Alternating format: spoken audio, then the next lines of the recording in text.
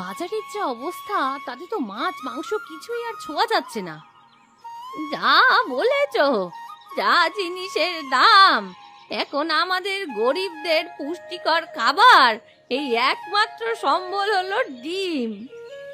হ্যাঁ, ডিম খেতেও ভালো লাগে আর সাথে পুষ্টিকর।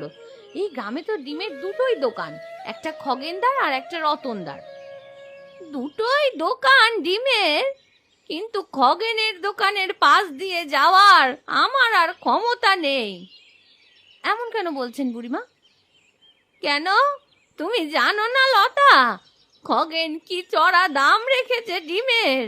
এক একটা ডিমের নাকি ৬-৭ টাকা দাম। তাই নাকি? আমার তো আসলে বাজারে খুব একটা যাওয়া আসা হয় না, গোপালই সব বাজার ঘাট করে আনে, তাই জানা নেই কেমন কি দাম নিচ্ছে।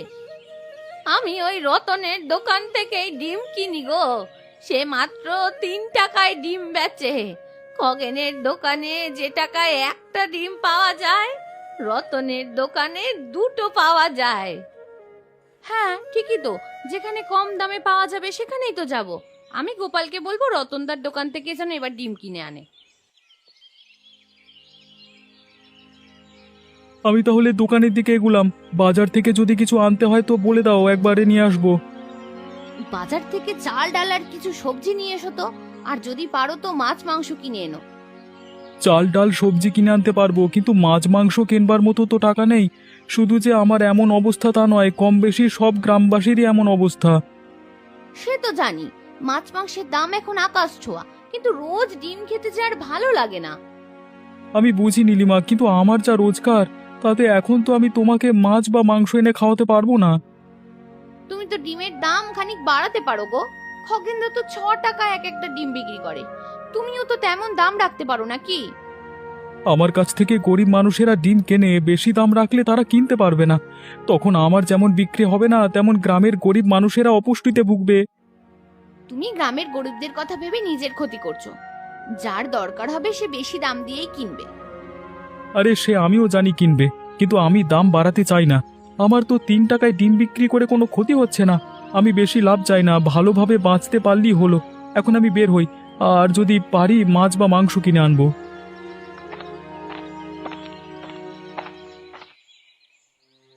কিরে রতন, কি অবস্থা তোর? অত কম দামে ডিম বিক্রি করে কি লাভ পাস বলতো? খুব বেশি লাভ হয় না, তাই বলে ক্ষতিও হয় না। তা তোমার দোকানে তো তেমন লোকজন আসতেও দেখি না, তা বিক্রি হয় তো নাকি মাছি ওড়ে খালি? এই রতন, একদম মুখ সামলে কথা বল।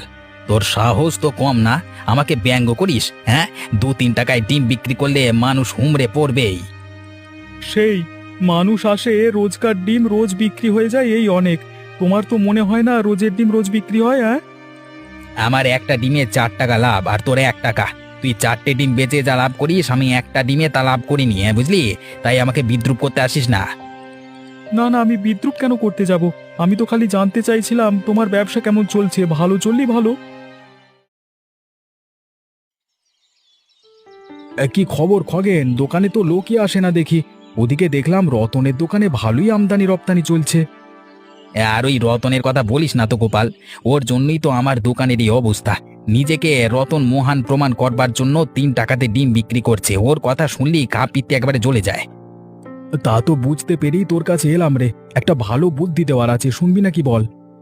আমাকে তুই বুদ্ধি দিবি ওই রতনকে সাহায্য করবার জন্য? তা কি বুদ্ধি বল দেখি শুনি। রতনের ডিমগুলোকে যেভাবে হোক নষ্ট করে দে, তাতে ও আর বিক্রি করতে পারবে না। সব লোক তোর দোকানে আসবে তখন।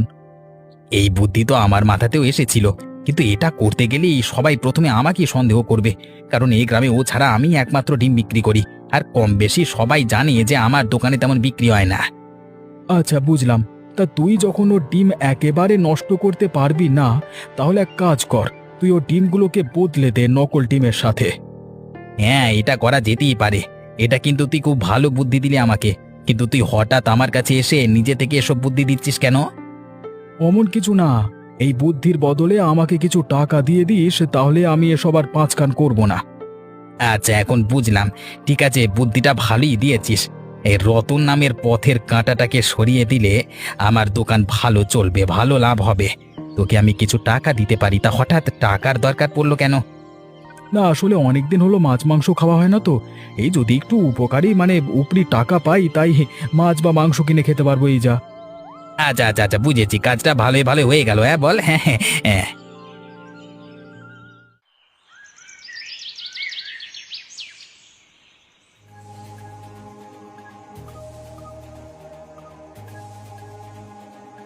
বেশ, কাজ হয়ে গেছে। 3 টাকার ডিম বেচা তোর গোচাচ্ছি। এখন এই নকল পচা ডিম কেউ তোর থেকে বিনামূল্যে নেবে না। আমার সাথে পাঙ্গা নিলে দেখ কি হয়। এখন এই রতন আবার উঠে পড়বার আগে কেটে পড়ি এখান থেকে। হ্যাঁ, কালকে সকাল থেকে শুরু হবে আসল মজা। হ্যাঁ,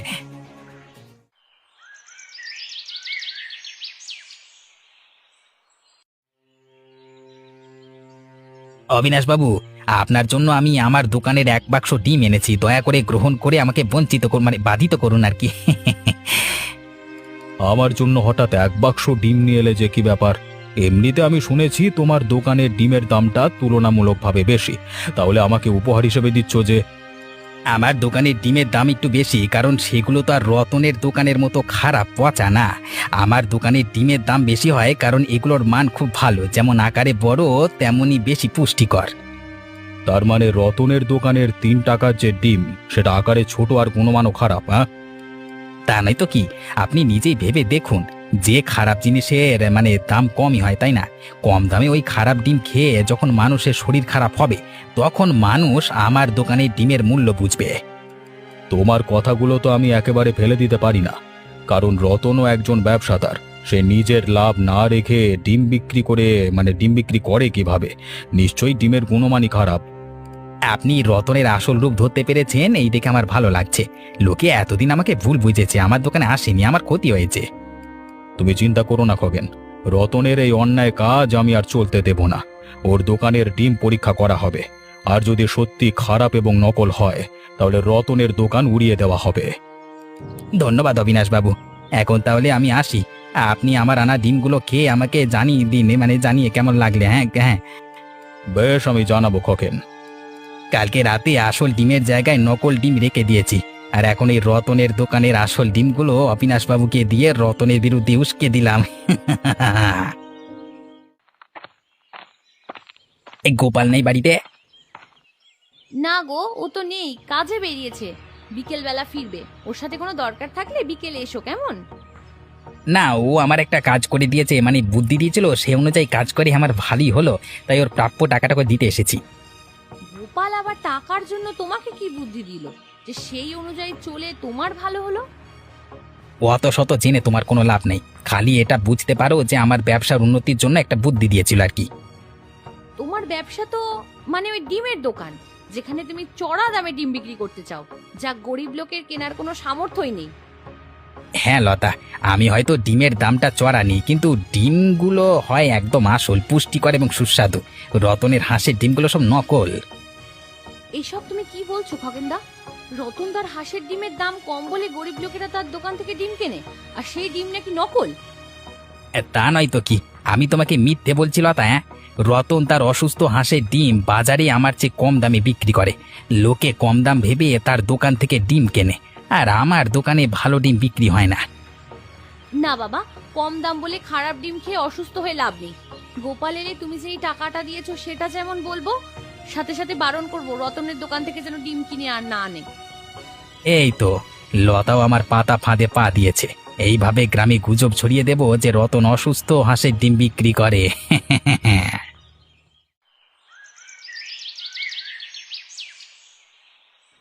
একা একা সব কাজ করতে করতে একেবারে বেলা হয়ে যায়, এখনো রান্না হলো না। এই বুড়ো বয়সেও সব কাজ নিজে নিজেই করতে হয়, আর ভালো লাগে না। বাইরে কত রোদ, এর মধ্যে আমাকে বাজারে যেতে হলো ডিম আনতে রতনের দোকানে। তাও রতনের দোকানে ডিমের দাম কম বলে আমার মতো গরিবগুলো একটু ডিমের স্বাদ পায়।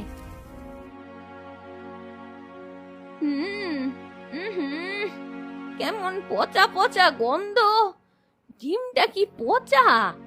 আবার 3টে টাকা তো গেলই, কিন্তু রতনের দোকানে ডিম তো কখনো পচা বের হয় না, আজ এমন কি করে হলো?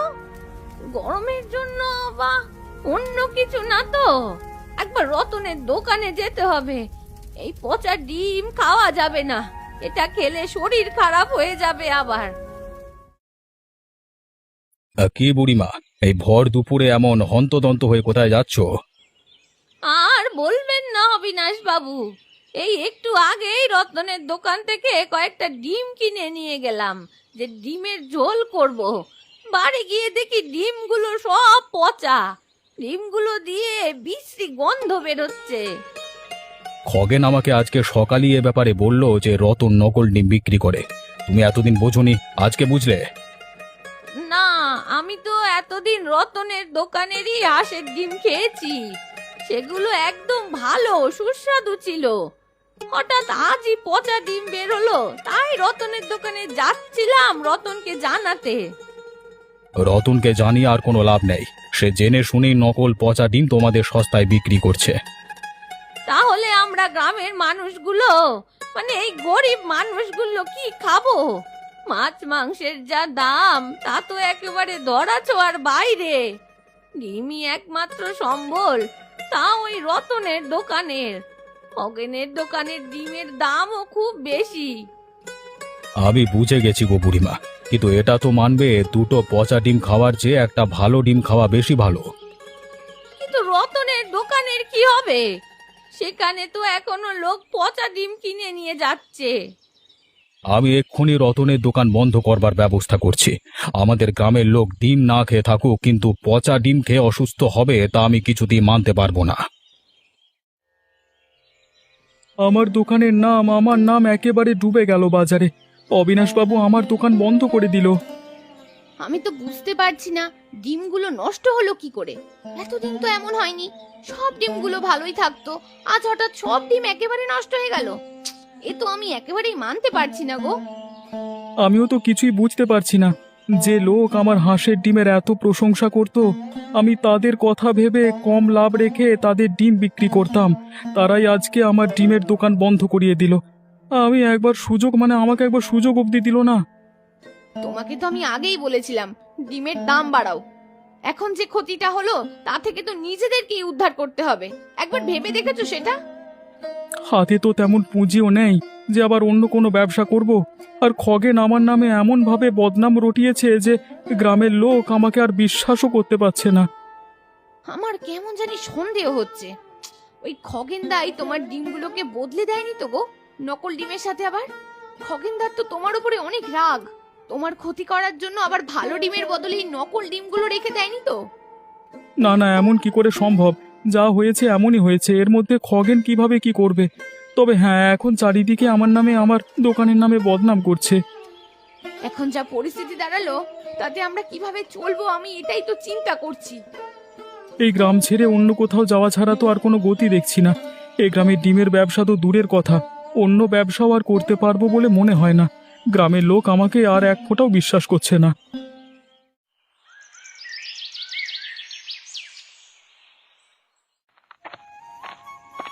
আজ এত রাত হলো, কখন থেকে তোমার জন্য অপেক্ষা করছিলাম। পাশের গ্রামে কাজ করতে গিয়েছিলাম, তাই ফিরতে দেরি হলো। আজ খগেনদা এসেছিল, তোমাকে কিছু টাকা দিয়ে গেছে। বললো তুমি নাকি খগেনদাকে কি একটা বুদ্ধি দিয়েছো, তাই নাকি ওর ব্যবসায় খুব উন্নতি হয়েছে। তুমি আবার ওকে কবে থেকে ব্যবসায়িক বুদ্ধি দিতে শুরু করলে গো? না মানে ওই খগেনের দোকানে একদম বিক্রি হচ্ছিল না দেখে একটা বুদ্ধি দিলাম, তাতে যে এত তাড়াতাড়ি সে সফল হবে বুঝতে পারিনি। যাকগে, যে টাকা খগেন দিয়ে গেছে, কালকে তা দিয়ে আমাদের জন্য মাছ কিংবা মাংস নিয়ে আসবে। তাই গোপাল, খুব ভালো ভেবেছো। কদিন হলো মাছ মাংস কিছুই হয় না, এত দাম বেড়ে গেছে যে। তাই তো খগেনকে একটা বুদ্ধি দিয়ে কিছু টাকা আদায় করলাম। কালকে ওই টাকা দিয়ে মাছ অথবা মাংস আনবো, মাছই আনবো, কি বলো? হ্যাঁ, তোমার যা ঠিক মনে হয় এনো, তবে ভুলেও রতনদার দোকান থেকে কিন্তু ডিম আনতে যেও না। আর আমরা এতদিন ভাবতাম রতনদা কত ভালো, গ্রামের গরিব দুঃখী মানুষদের কথা ভেবে কম দামে ডিম বিক্রি করে, কিন্তু আজ জানতে পারলাম তার আসল রূপ। আরে লতা, এটাই তো আমার বুদ্ধি যেটা আমি খগেনকে দিয়েছি। মানে কি বলতে চাচ্ছো? আমি ভালো করে বুঝতে পারলাম না, একটু খুলে বলো না। তুমি খগেনদাকে কি বুদ্ধি দিয়েছো এমন? আরে খগেনের দোকানে ডিমের দাম বেশি বলে কেউ তার দোকান থেকে ডিম কেনে না, উল্টো দিকে রতনের দোকানে ভালো বিক্রি হয়, এই সুযোগটা কি কাজে লাগিয়ে খগেনকে বুদ্ধি দিলাম রতনের ভালো ডিম বদলে খারাপ পচা ডিম রেখে দিতে। সেই করে খগেনের লাভ হলো, তাই সে আমাকে কিছু টাকা দিল। তুমি এমন করতে পারলে? নিজের একবেলা মাছ মাংস খাওয়ার শখ পূরণ করতে রতনদার এত বড় ক্ষতি করে দিলে। আরে তুমি তো খগেনদাকে দাম কমিয়েও ডিম বিক্রি করার উপদেশটা দিতে পারতে নাকি? যেটা বোঝো না সেটা নিয়ে কথা বলো না তো। খগেনকে যদি দাম কমাতে বলতাম তাহলে না ও লাভ হতো, না ও আমাকে বকশিস দিত, আর না আমি কোনোদিন মাছ মাংস খেতে পারতাম। তোমার একবেলা মাছ মাংস খাওয়ার শখের জন্য এই রতনদার এই গ্রামে থাকাই বিপন্ন হয়ে গেল, সেটা তুমি বুঝতে পারছো না? তাছাড়া কত গরিব দুঃখী মানুষের ওই রতনদার দোকান থেকে ডিম কিনতে পারতো, তারা কি আর এখন খগেনদার দোকান থেকে ডিম কিনতে পারবে বলো তো? তুমি তোমার মতো থাকো, অত গ্রামের গরিব দুঃখী বা রতনকে নিয়ে ভাবতে হবে না।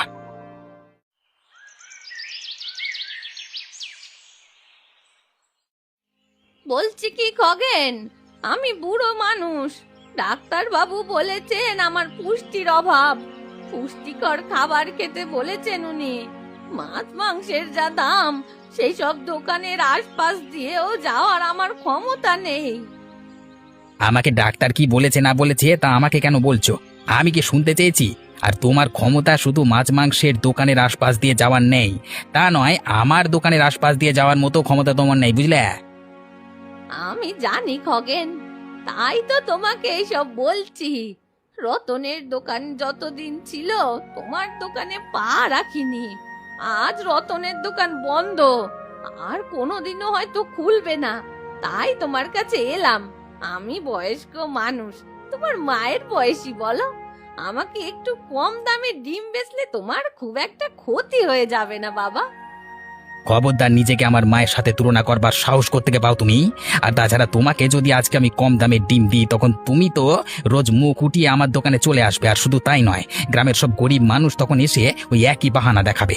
তখন আমার আর রতনের মধ্যে পার্থক্য কি থাকবে? তাছাড়া এত কষ্ট করে ওই রতনকে আমার পথের মাঝখান থেকে সরিয়েছি, এখন কি আমি নিজেই তার জায়গা নেব? মানে রতনের ডিমগুলো কি তুমি নষ্ট করেছো খগেন? হ্যাঁ, আমি রাতের অন্ধকারে রতনের ভালো ডিমের জায়গায় নকল পচা ডিম রেখে এসেছি। এত কিছু করে এখন আমি তোমাদের মতো গরিব ভিখিরিদের কম দামে ডিম বিক্রি করব? দূর হয়ে যাও আমার দোকানের সামনে থেকে।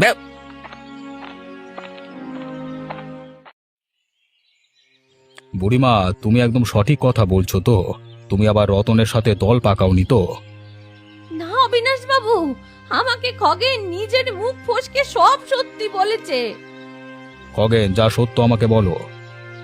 আমার দোকানে বেচা কেনা হচ্ছিল না এই রতনের জন্য। রতন এত কম দামে ডিম বিক্রি করে যে সবাই ওর দোকানে যায়, আর সেই সময় গোপাল আমাকে বুদ্ধি দেয়। গোপাল, তুমিও এসবে জড়িত?